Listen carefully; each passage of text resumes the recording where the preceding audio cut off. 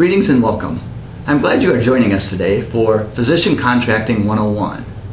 In this series, we are going to look at what you need to know as you receive and review your employment contracts with either a hospital or a hospital provider or other physician group.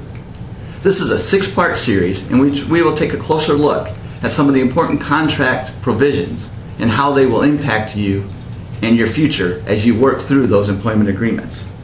My name is Paul Drey, and I'm an attorney with the Brick Gentry Law Firm in Des Moines, Iowa. In my practice, I work a lot with physicians and physician groups, and as part of that practice, I review a lot of contracts for those doctors and for the physician groups themselves, and work in the drafting of many of the provisions included within those. Today's session that we are going to look at is really important in the sense that more and more physicians are becoming employed by hospitals or other providers.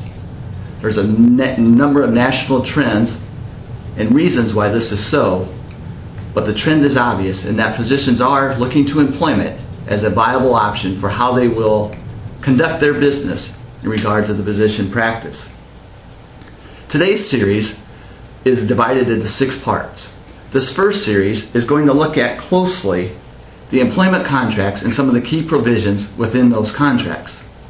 In the second of the part series, we are going to identify some of the key negotiable terms and also begin looking at which of those terms are most important.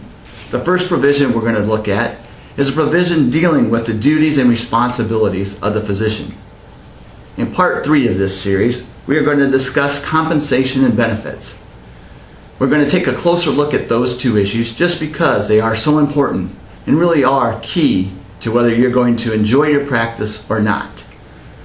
Fourthly, we're going to look at the provisions of a buy-in and also the professional liability insurance that may be protecting you as you conduct your work. In the 5th part of the series, we are going to look at non-competes and termination provisions, which are also very important in your contract maneuverability as well as in how you come into or how you leave the contract that you are working on or within. And finally, the 6th series is going to look at the other provisions within an employment contract and why they are important and how they can be really important to your future. So let's begin today as part 1 and looking at some of the key employment terms and provisions within your employment contract. Some of the key terms or provisions that you will look at are the duties of the physician and how they are outlined. You're going to look at the qualification section, which sets forth what are your qualifications, and you're going to need to make sure that you meet each and every one of those as you are repping and warranting that they are in fact true and correct.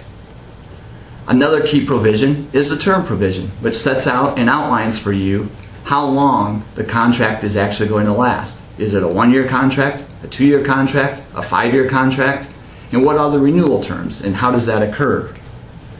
The 4th term is in regard to compensation and benefits. A 5th key term is in regard to medical records and filings and who they belong to and how do they get done and made and what are your responsibilities in making sure that they are done in the way the hospital or your employer desires them.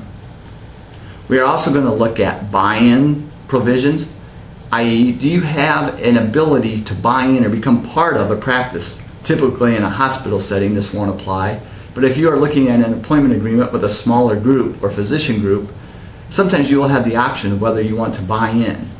And that's a key provision as to sometimes your successful continuation or future within that practice.